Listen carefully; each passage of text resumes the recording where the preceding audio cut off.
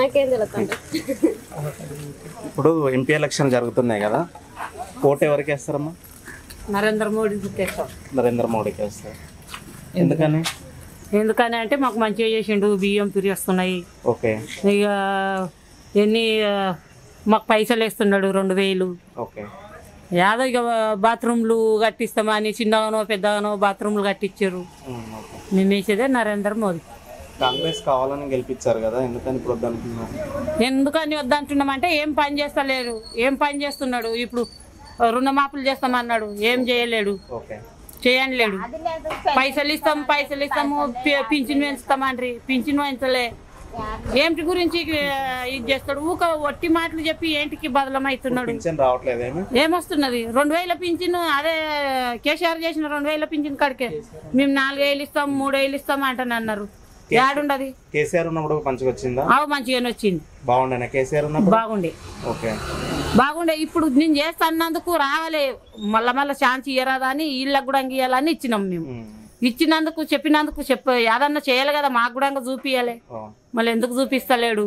KCR sir ఉన్నప్పుడే బాగుండే.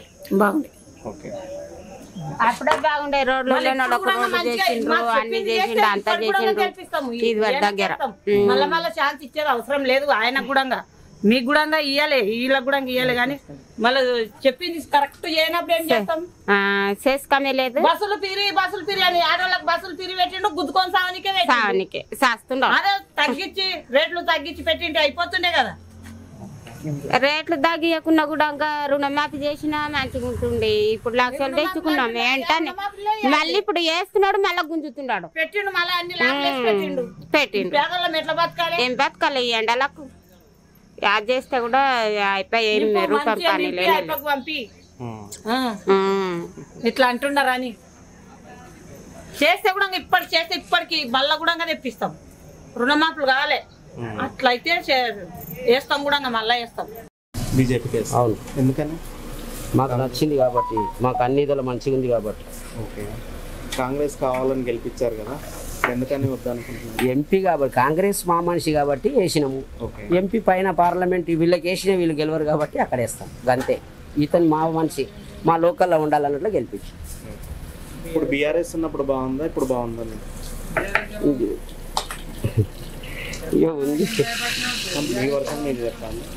BRS బాగుండే. ఎవరు చూడు, నువ్వు ఎంత మంచి చేసినా కొందరు నచ్చరు, కొందరు నస్తారు. అందరు నచ్చితే ఎవరు ఓడిపోరు. ఇక నెక్స్ట్ ఎప్పుడు వాళ్ళే గెలుస్తారు. ఎంత చేసినా వీళ్ళు అంటూనే ఉంటారు. ఇది రాజకీయం, ఇది కామన్. సార్, కాంగ్రెస్ వచ్చిన కాంచి ఎలా ఉంది? మార్పు ఏమైనా జరిగిందా? ఇప్పటి వరకు వాళ్ళు ఇంకేం చేయలేరు, చేస్తుండొచ్చు, చెప్పలేము. జరుగుతున్నాయి కదా, ఓటు దేనికి వేస్తారు? బీజేపీకి వేస్తాం. కొండా విశ్వేశ్వర రెడ్డికి వేస్తాం. ఎందుకని బీజేపీ అంటే ఇంతకు ముందు స్టేట్ లెవెల్. స్టేట్ లెవెల్ అంటే స్టేట్ పరంగా రాజకీయం ఉంటుంది. ఇది దేశం లెవెల్, అంతర్జాతీయంగా ఉంటుంది. దేశం లెవెల్ అంటే ఇంటర్నేషనల్లీ మోడీని ఢీకొట్టే సత్తా అయితే ఎవరికీ లేదు. ప్రపంచ దేశాలు కూడా ఇప్పుడు మోడీ చుట్టూ తిరుగుతున్నాయి. అందుట్లో మన కొండా విశ్వేశ్వర రెడ్డి మంచి క్యాండిడేట్, ఏం చెట్టు క్యాండిడేట్ అయితే కాదు. ఆ ఓటు మాత్రం మొత్తం ఆయనకు వస్తుంది, బీజేపీకి. ప్రతి విషయానికి ఆయన తీసుకునే డిసిజన్ అన్నీ కరెక్ట్ ఉంటాయి. మోదీ తీసుకునే డిసిజన్ ఇప్పుడే కాదు, ఫ్యూచర్ గురించి ఆలోచించి తీసుకుంటారు. ఏది పథకం ఇచ్చినా ఫ్రీగా ఇయ్యడు, కష్టం చేస్తేనే మంచిగా ఉండాలి.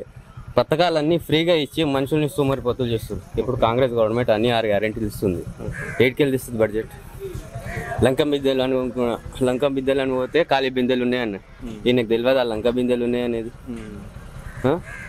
మేనిఫెస్టో ఇచ్చేటప్పుడు ముందు ఈయన రాష్ట్ర ఆర్థిక స్టేటస్ తెలుసుకొని కదా ఇచ్చిండొచ్చు. మరి అంతా తెలియకుండా ఊకేనే అన్ని 6 గ్యారెంటీ 7 ఉన్నాయి 6 గ్యారెంటీ. అదే బస్సు లేడీస్కి ఫ్రీ అన్నారు. ఫ్రీ ఇచ్చే బదులు సగం పైసలు కట్ చేసి ఆ టికెట్ రేట్లా తక్కువ చేస్తే కాకుండా ఏడుంది చెప్పండి మీరే. కాంగ్రెస్ ఉన్నప్పుడు మంచిగా, బీఆర్ఎస్ ఉన్నప్పుడు మంచిగా. కాంగ్రెస్ బీజేపీ అన్నారు. కాంగ్రెస్ బీఆర్ఎస్ అనేది కాకుండా రెండు సేమే ఉన్నాయి. కొంతవరకు అయితే బీఆర్ఎస్ బాగుండే, కొంతవరకు అయితే బాగుండే. కానీ స్టేట్ లెవెల్ వరకు పర్వాలే. స్టేట్ సెంట్రల్ వరకు అయితే ఆలోచించాలి బీజేపీ.